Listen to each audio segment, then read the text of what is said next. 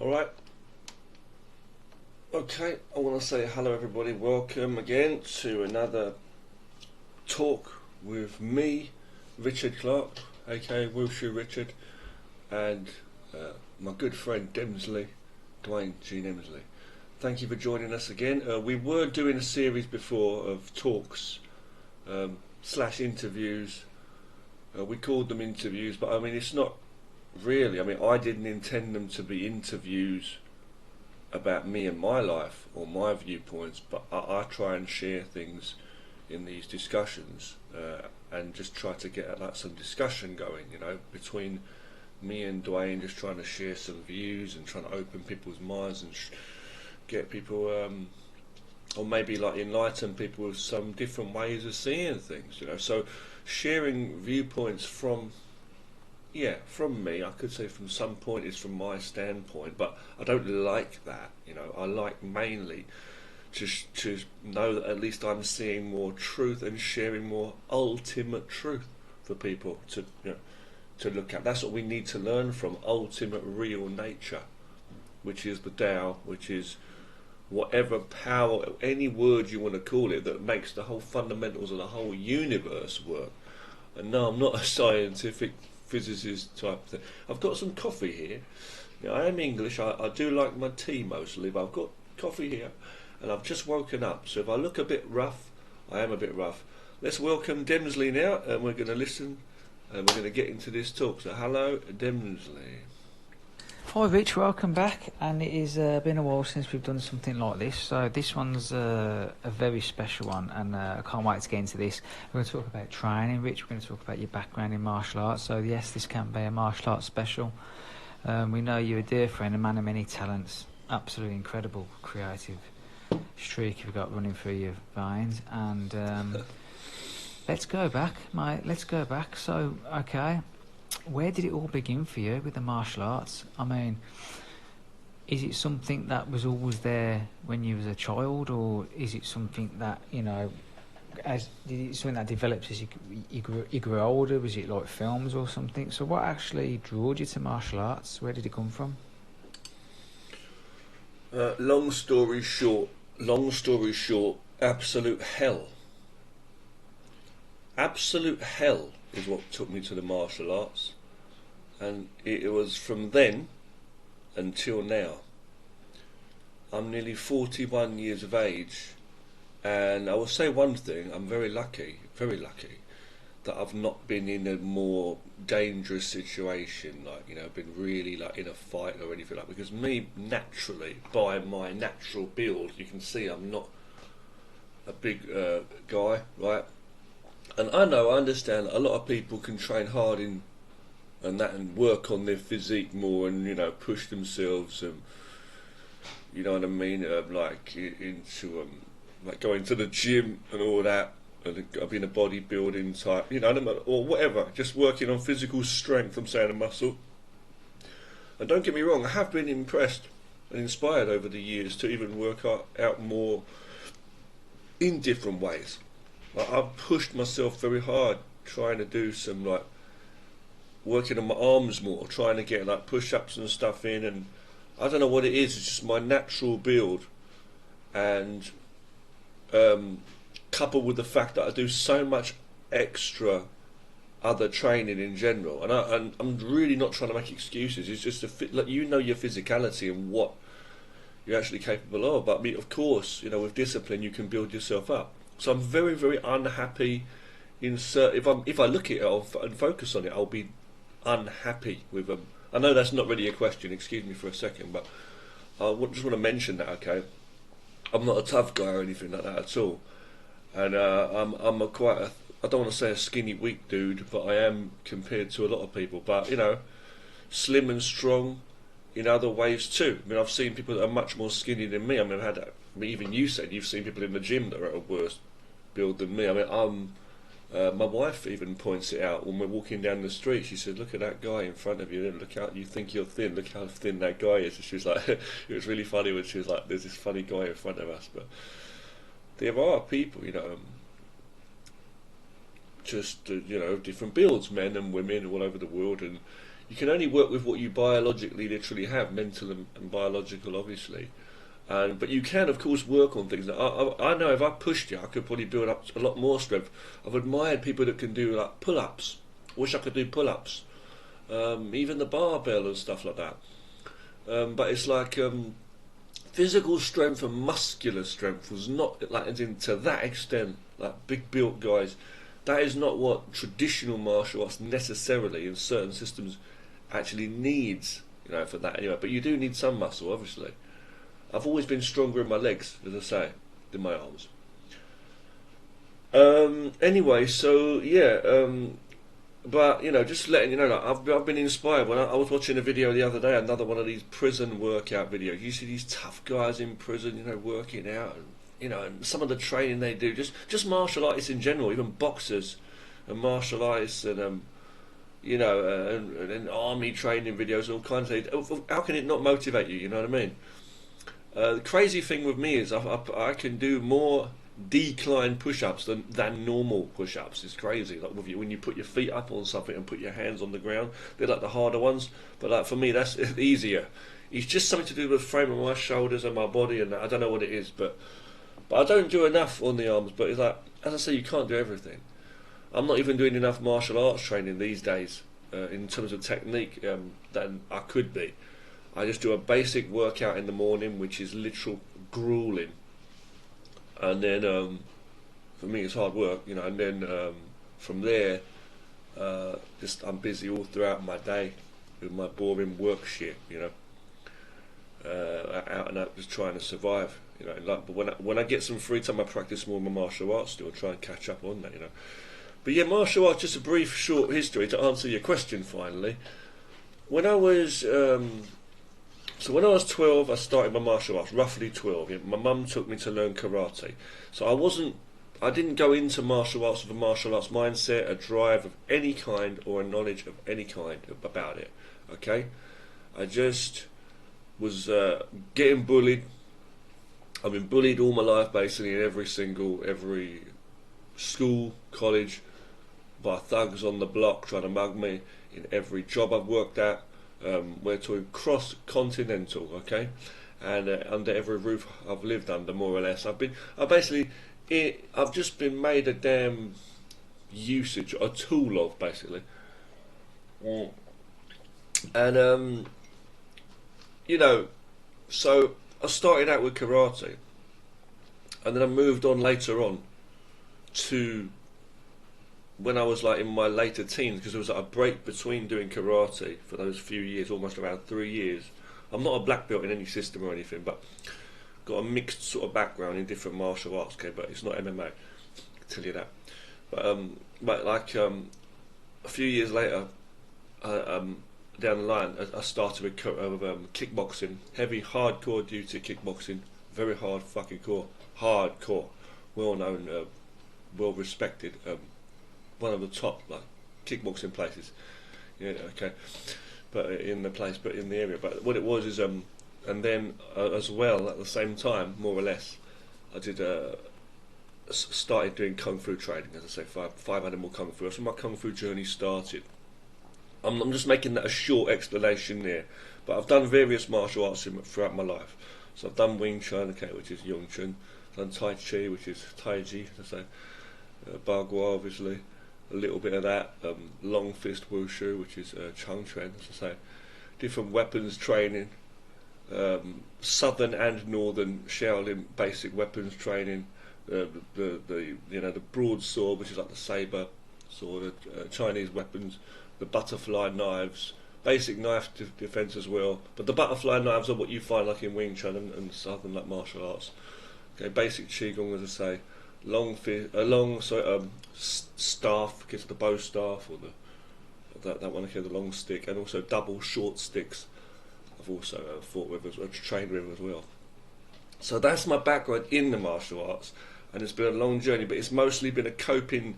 I've probably answered every question you've got right here in this first few minutes, but I don't know what you because I haven't got much really to say about it. It's just kept me on the right path. I've learned a lot of skills that are useful. No one's going to be invincible, whether you're a man or woman, In whatever level of strength you are, there's always someone stronger than you, or whatever amount of techniques and ability you have, there's always a chance you can come unstuck, you know. So, but it's better to have some skill and some fitness, and that's what's kept me going along the way. The physical discipline has kept my mind strong, the same way as my mind's had to be strong all the whole time to push myself through that. But I push myself through the discipline and try and train myself harder to prove, not to prove, but like to show myself what I can do. Like a physical manifestation of pure respect for the self. I don't smoke, I don't drink, I don't take drugs, whatever, but true respect to myself when nobody else could. I respected myself to the point where, hey, if you recognise it or not, fuck it, you know, but I don't give a shit, but I'm helping myself, excuse my language, but I'm training harder than most people are, and they can go on their own path. I don't care who they are, people I'm training alongside, or people I'm living on this planet alongside. I'm making a meaningful, actual, true life, you know. It's not some kind of just time-wasting experience being on the earth, you know.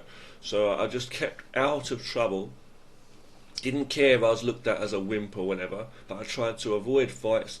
Now I'm very lucky, as I say, that I've not ended up getting knocked out, beaten up, stabbed, killed or worse. And I've tried to avoid most fights, but there were a couple of times I had to defend myself, as I say. This is basically the whole story in short of what this martial arts is for me. Physical fitness to a degree that I feel comfortable with enough to get through my days, because I'm not the strongest person, so it gives me a boost of energy and control over myself and power within me of life force, flexibility to an extent, some strength, you know. And then the mind development is always there. It's like, I feel the mind has always been there before I even started martial arts. Like, I had to be the one for this path that I've taken. Right? It has to be in you already. So I feel like I've been doing martial arts just from the word go. I'm a survivor in that way, I guess. I am. I'm a literal survivor. I'm pushed. I don't see the world's challenges as anything true about me. If it's not me, it's outside of me. I've always known that. I've never looked down on myself or felt weak. I've felt power within me. I've felt like sanity within me. I'm looking at these people like they're insane. What the fuck is wrong with you? Trying to attack me, you know? So I worked on skills and I basically just focused on me more. Martial arts basically just helped me focus on me more and develop what I already was. It just gave me tools to be more of a warrior, though, per se. Because these are ancient warrior tools, you know what I mean? And but it also taught me, you know, I guess it put me on the right path towards doorways of more potential, I'd say. Yeah, that's basically what my mum got me into karate because I wasn't into any other sports or football or anything, and I had no friends. I was always at home. And you know, I was doing my own thing at home, so she wanted me to like get out and try and toughen me up a bit. That was her mindset, you know. But you know,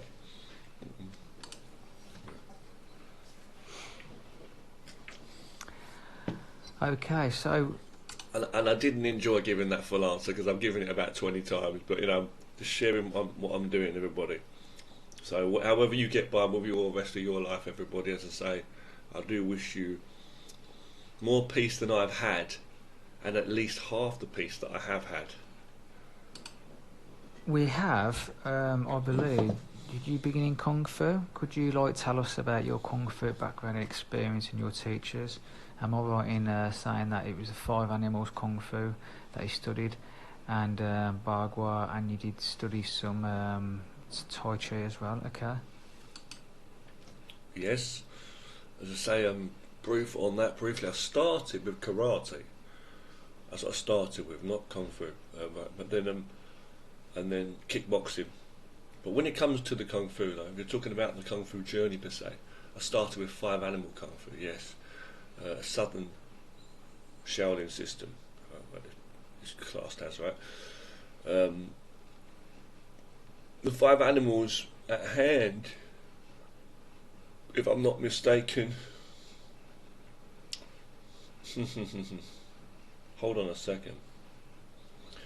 It's been so long, so even I'm getting confused now. But it was Tiger and Crane that we focused mainly on system. The other styles were Snake, and leopard. I do know what I've learned, trust me.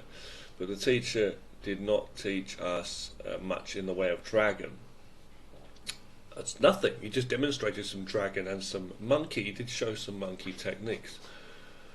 We also learned some mantis in there. So we learned a fair amount of different systems, but it was classed as a 5-animal kung fu system. With the dragon, I believe, being the 5th animal. I'm a bit confused now. It's so many years I've been through so much, and I can't believe I'm like confused about that. I don't know why I would be confused, because all I know is he showed us. He actually explained more of the monkey than the dragon. I put it that way. When that was, he demonstrated just simple techniques, and he showed a little bit of drunken monkey as well. But that like a good demonstration. But he taught us just simple like monkey techniques, but. It was mostly crane and tiger. Our system was focused on tiger and crane mostly, and other like southern kung fu just techniques in general. Okay, we learned a couple of forms. We learned weapons in there as well. As I say, I've learned northern and southern different ways of training certain methods of weapons. I did do some Bagua. I've done more Bagua than Taiji, you could say, formally. But it's still basic, and then I took it to the next level with the Taiji, a bit like my Wing Chun training, the Yong Chun training, which I have a little bit of a background. I've trained under different teachers, but we're talking minimal stuff really in terms of class training time compared to anything else I've learned. But I observed and I absorbed and I trained with people that knew more about it, even when I was training other kung fu systems, people that knew about Wing Chun as well, and I just looked more into the art. And I took to it, and I've obviously for most of my life I've been like reading up books and watching videos and training at home alongside, and I've developed so much more ability just in the basics of Wing Chun and Tai Chi, which is Yong Chun and Tai Chi, as I say. That those two, for me, I learned so much that was just in the little bit that I learned. I've got like a whole system. I've got a whole power more than a lot of the other martial arts that I've learned. So it's given me much more understanding, and not just the mind, with the body. I'm saying understand. I can feel and the use of it. It's very, very useful stuff. But it's all come together for me, And yeah, I did do the long fist wushu as well as the long fist wushu training as well for the fitness, as I say. But that's what that was my, second big dosage, you would say, of like formal training. I'd say apart from the Bagua, it was like, and then the Wing Chun I put myself through in that. It was mostly, mostly for me, if you talk the Kung Fu systems, 5-animal Kung Fu, and then you got the long fist, the Chung Chun, as I say, those two. But the Chung Chun's, the wushu stuff's mainly just like what I train was mostly forms for like more like an exercise, more fitness, But every martial art system is not a dance. There's use in the techniques, as I say. But let's just get back to this. That's what it was. That's right. Okay, that's the thing.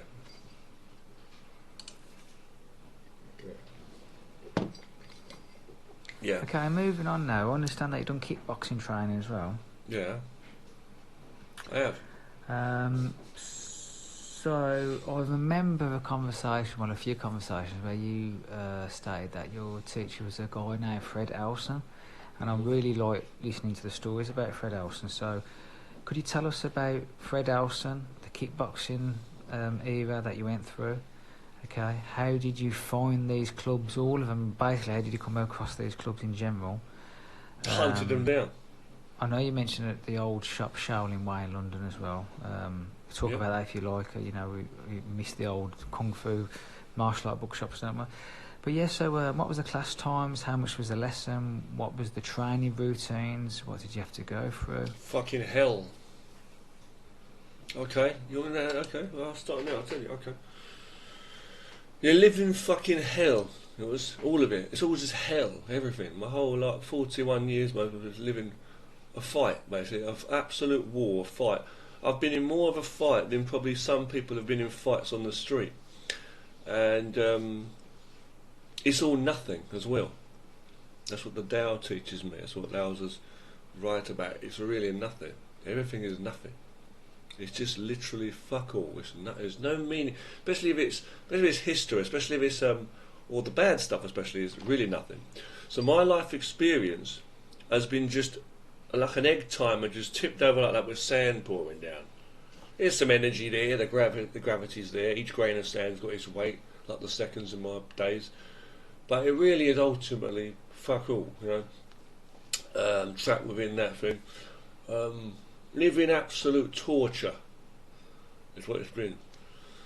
And training times, I say, I was training kickboxing 6 days a week. If it was open 6 days a week, right? And the dojo or the school was open most of the time. You know what I mean? It was open most of the time. So it was open like, I think that's right. It was open like in the morning and the afternoon, like all day. Or it opened sometime in the afternoon. I think on some days it was like opened through all the way late to the night because they had night classes, evening classes. The kickboxing classes were mostly evenings. On the Saturday, I believe it was the Saturday, it was open in the afternoon. There was like an early afternoon sort of class as well. It was closed on the Sunday, but I was doing my Kung Fu, if I'm not mistaken, it may have been on the Sunday. If not the Saturday, I think it was on the Sunday though. And then sometimes it was weird because they had like gradings or other things, and I even went to watch other people grade, even when I didn't have gradings, like in the kickboxing, I'm saying. And I was like that into it, and I was like, not always, but I'd like go and watch sometimes and stuff and support, or just be there. I was just happy to be there and train, even if there was no classes.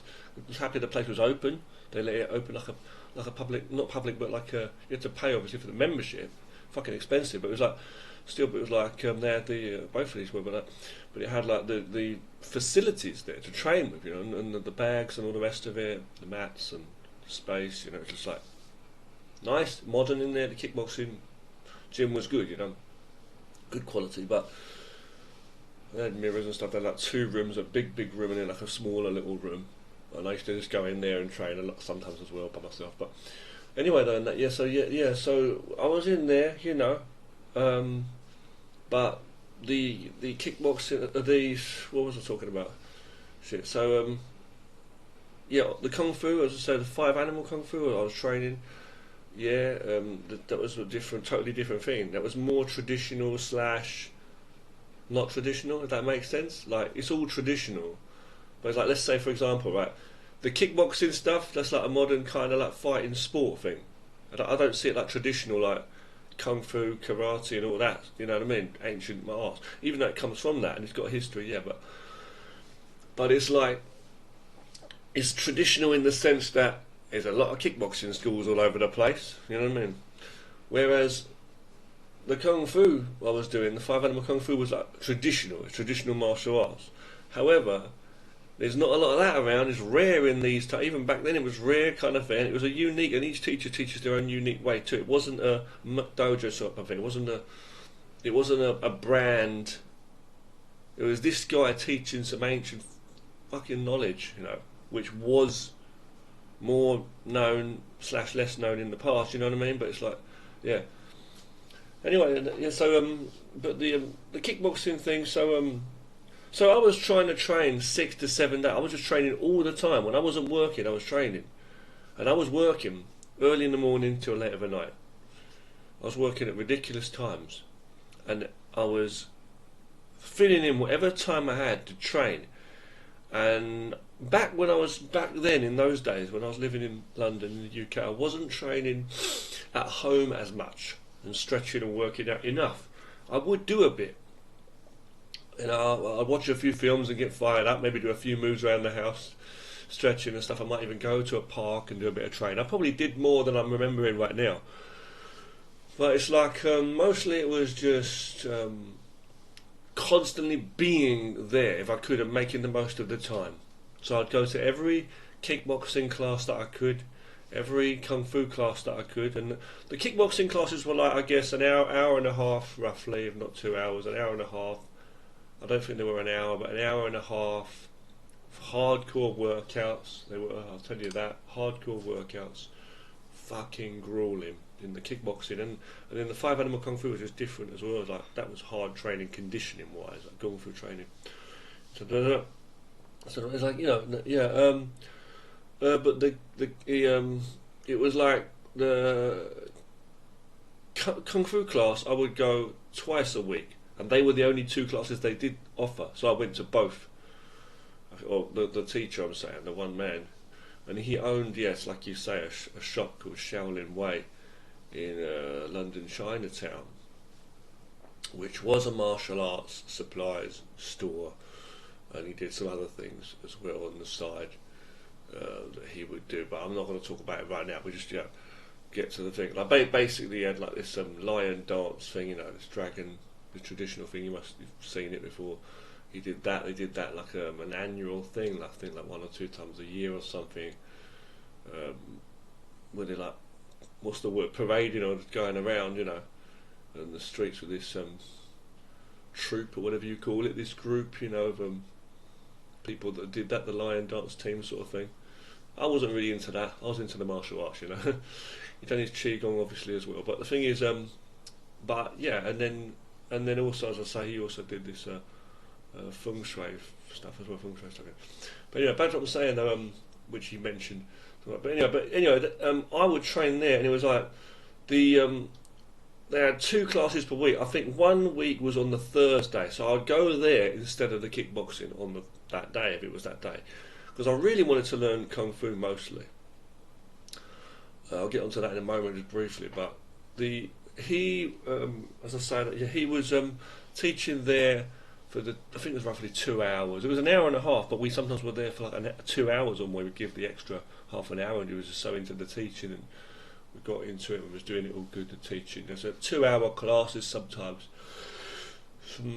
It was a further trek for me, a further like journey to get to. It was like, you know, an hour to 2 hours to get there even, or back, you know what I mean, sometimes, something like that.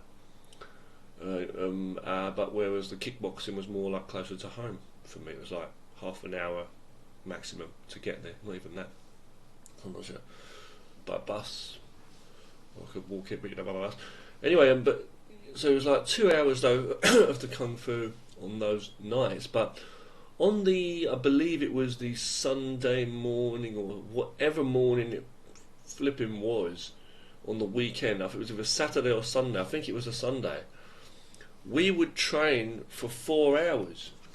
Yeah, for 4 hours we would train. When it was 1 hour, it was quite interesting. I'm trying to think now, because it was 1 hour. I'm just fucking confused trying to think right now. But it was like 1 hour of qigong first. First thing, 1 hour straight up qigong. And it's like, and then from there, it was. Like, they broke up the last 3 hours into the kung fu training and the weapon training. I think it was one or the other first. It may have actually been the weapons training first, I think. I think that's what it was. I'm not too sure. But anyway, the kung fu training, that was the main thing I was into, you know.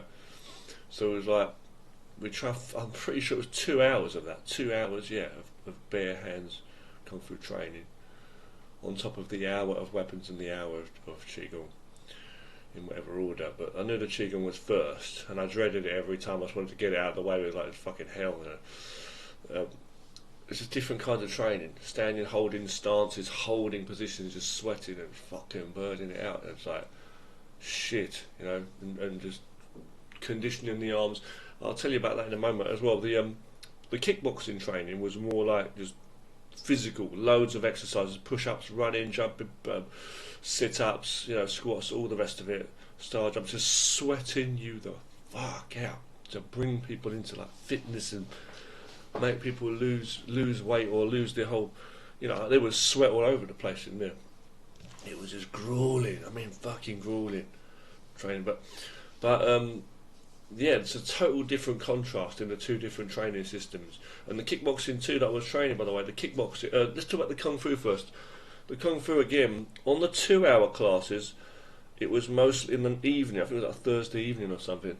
In there, we used to do just kung fu for 2 hours, and it was different on that day. We'd focus more on the application and conditioning, so get into pairs a lot and do a lot of blocking drills and trapping and all that, and it was very similar to Wing Chun. And I said there were people in there that did Wing Chun as well, and so that helped me over the years to prepare me for Wing Chun, I'd say, as well, you know.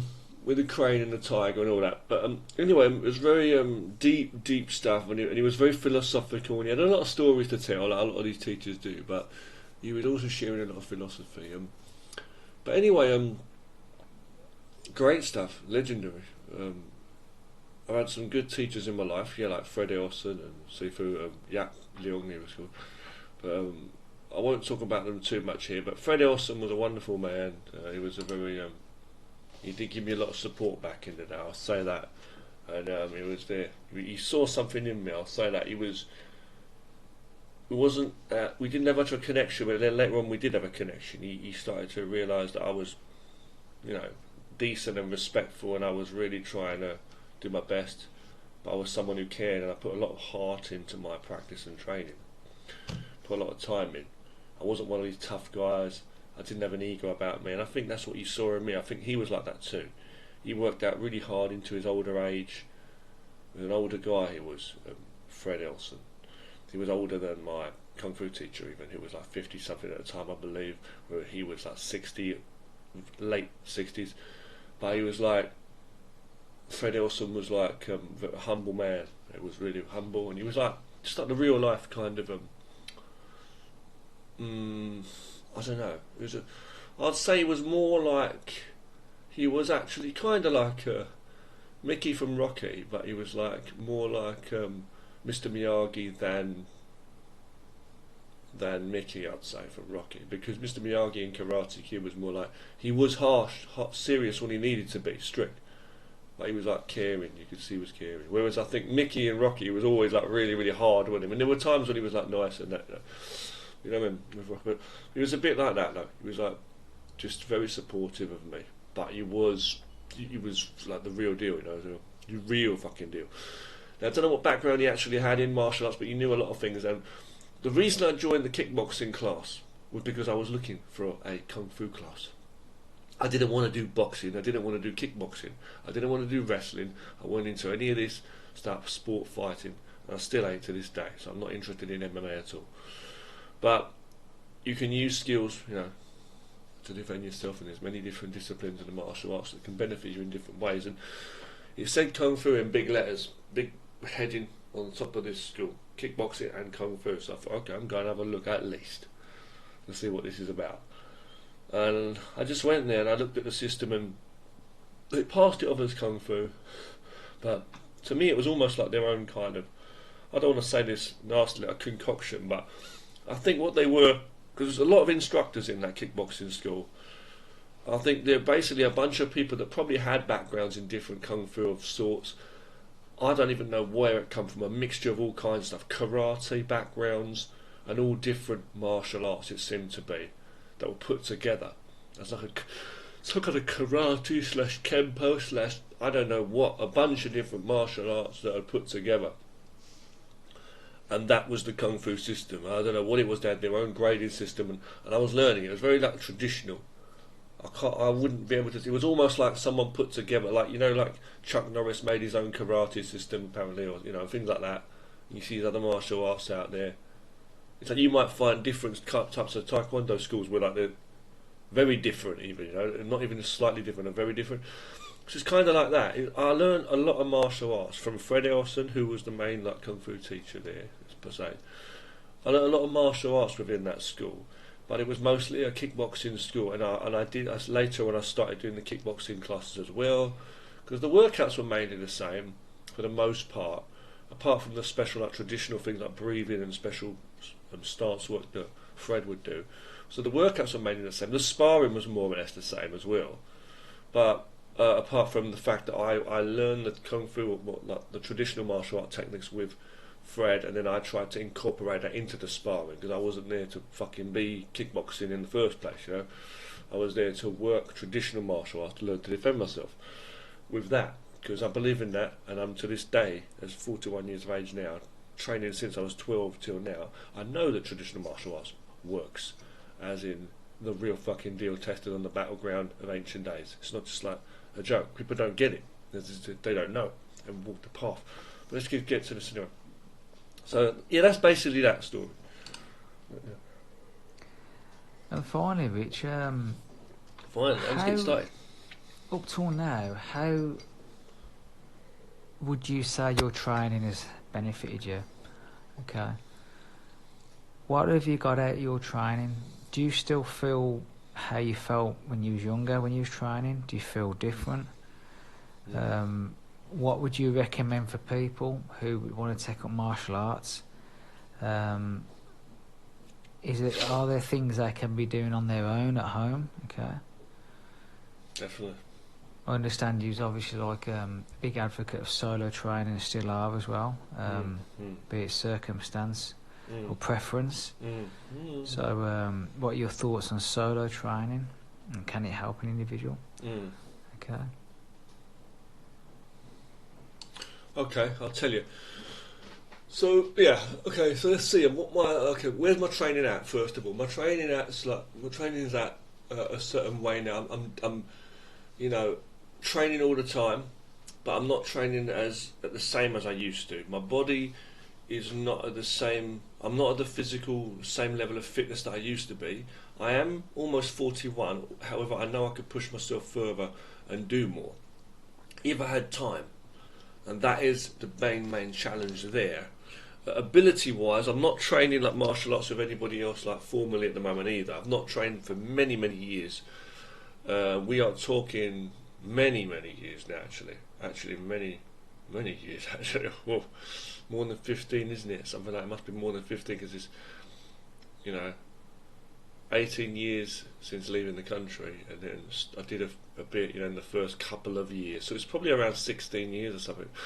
Not done formal training, but my ability had improved in when I was teaching what I knew to people and training with people. When I'm teaching people and training, so that's also helped me. So definitely getting, hand-to-hand training and training with people helps. But let's just talk about the working at the fitness part. The fitness part. When I was like 20 something to 30, I was like very much more in fit shape in my early 20s. So I've lost a lot of strength and flexibility and ability over the years due to life circumstances, obviously working and all whatever it's been I've had to go through, and time and energy and age as well. Yeah, it's a factor, but also a habit as well. I'll say that. Through doing other kinds of training and losing kind of like some of the knack of other things where other things are improved, but it's like I'm much stronger and better in other areas and in martial arts that techniques that are practical and stuff. So I'm not doing a lot of forms training and stuff and cutters and forms and stuff like that. Neither am I doing enough to be more agile and more flexible and like I was, But I am keeping up a good level of flexibility. The training that I do these days is a grueling fucking hell, even just that basic workout. So that says a lot. It says that the body is changing as you get older. There's a lot of things going on, even though I'm not training like I used to. But I try and push it. I want to do more, but it's like you can only do as much as you can with your time and other stuff that you've got going on that drains you and takes your energy in your daily life. It's in mind and body. So, but the training I'm doing, I've got like a lot more ability now in technical, practical, self-defensive techniques, certain conditioning and bodily conditioning too. Not just the arms conditioning, which I have, but also the stance work. Much stronger legs than I used to in some ways.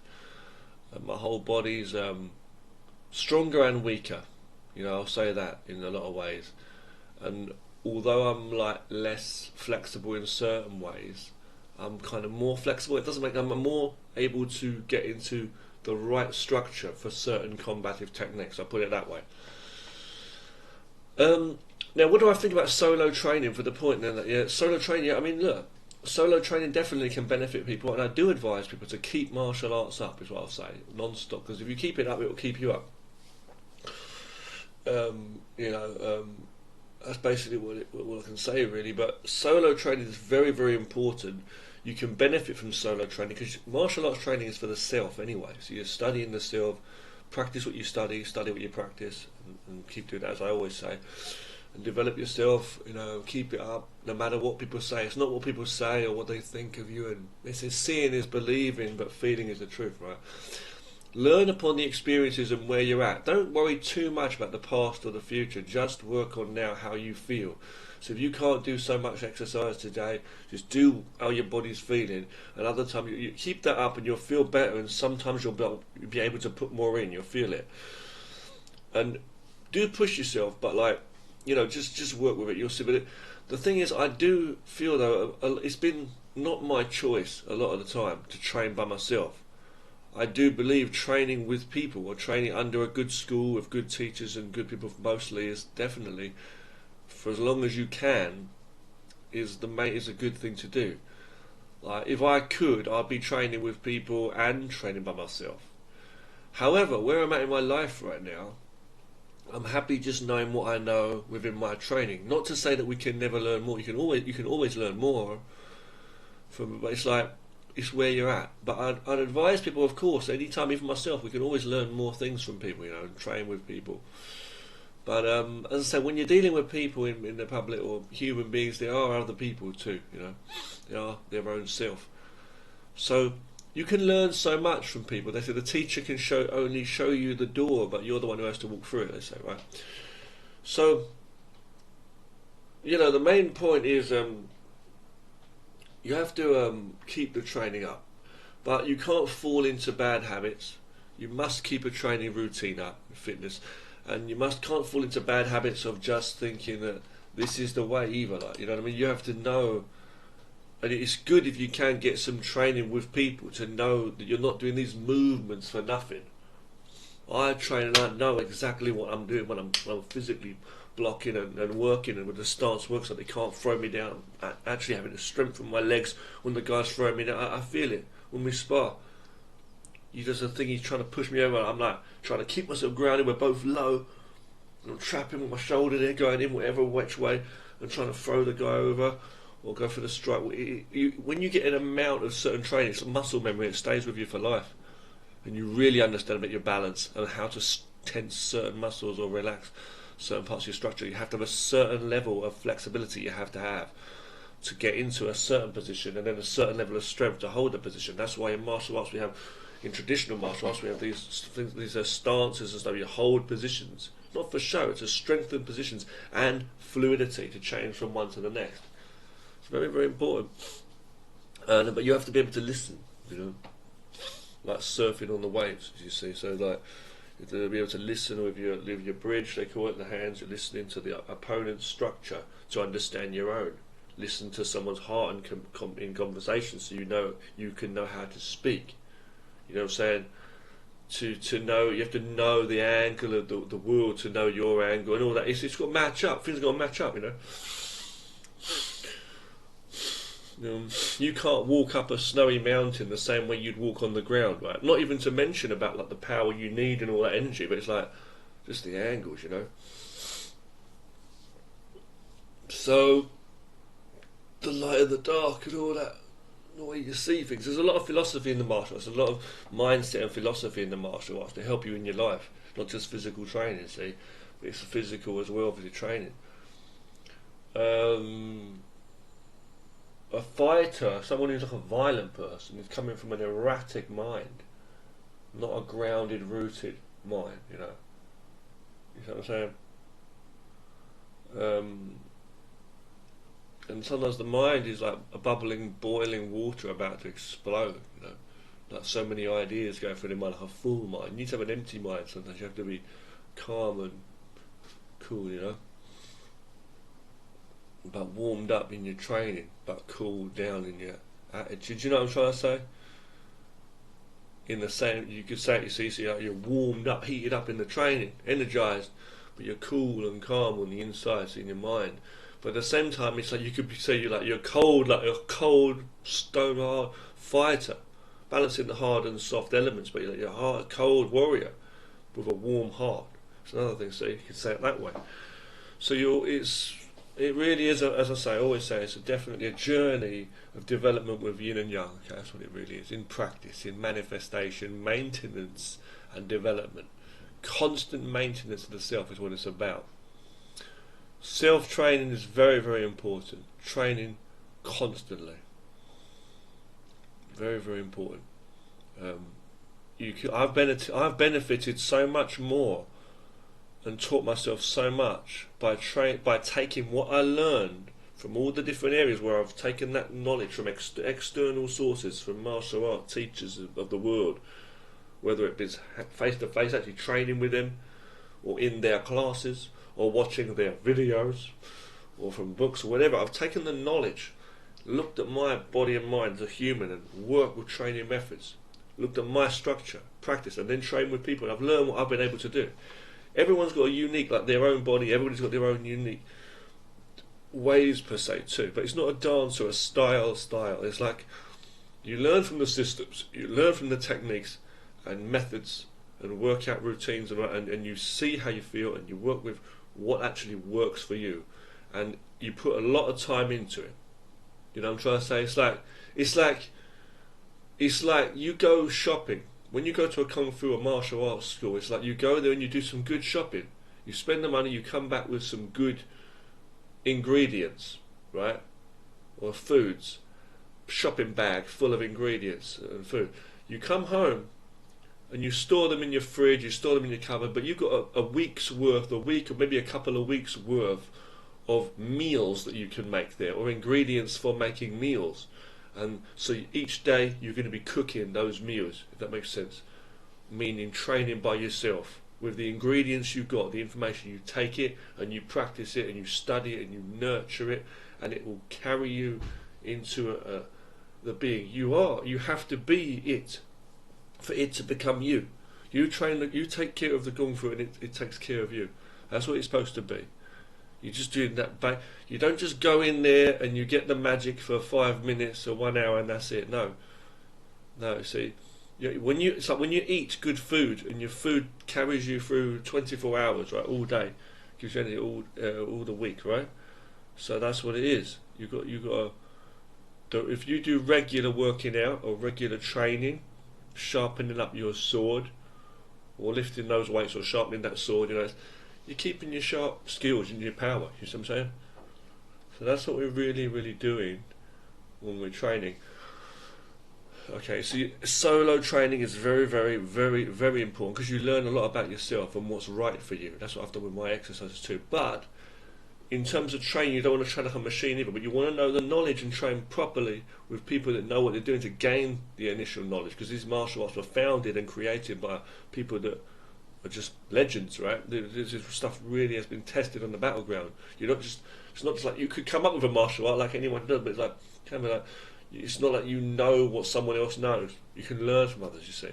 But when you train with people, whether it's stuff you've learned from elsewhere or stuff that you're trying to implement yourself, elements of it, when you get hand to hand, you train with someone, you're going to know. You're going to learn the pitfalls of it and what the power, what you're really able to do and how you are able to apply it. That's the most important thing. And no martial arts man or any human being is invincible. Thanks, Rich, for that. That was incredible. Absolutely brilliant. And we shall get cracking on the next one very soon, won't we, mate? Okay. Thank you, everybody out there, for listening, and we shall speak to you very soon. Bye. Alright, well, so thank you very much, Demsley, and again, thank you everybody for watching this video. It's nearly 50 minutes now, nearly 1 hour. I've shared what I could. There's so much that I haven't said here, but there's so much, more than so much stuff that I've repeated over and over again in the past. My story is not everybody's story, and your experience that you've been through in your life may never ever be known, even if seen. You may have read the book by the writer, but you don't know the years of what else has gone into that person's life behind the book. So I would say focus on your life most importantly. That's what martial arts teaches us. But martial arts is definitely a good discipline for training the self. Okay, thank you for watching, and I wish you all peace, and I'll happily see you again next time for another talk. I really thank you, Demsley, for allowing me to share this